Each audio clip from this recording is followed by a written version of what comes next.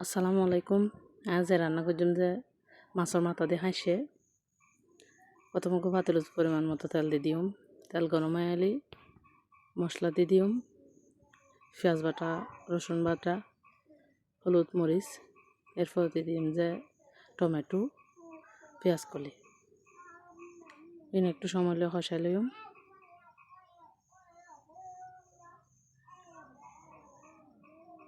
এরপরে দিয়ে দিম যে মাছের মাথাও না একটু বাজি লই, কাঁচা দিয়ে দিলে ভাঙে যাব।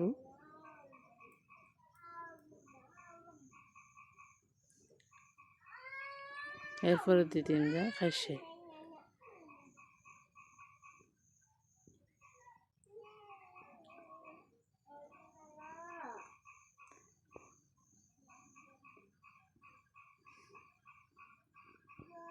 এরপরে পরিমাণ মতো পানি দিয়ে দিম।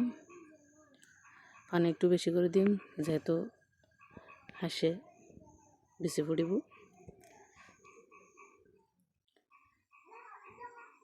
এই তো আর রান্না গিয়ে একটু সময় লয়ে রান্না গরম করব, যেহেতু সিম দিছি।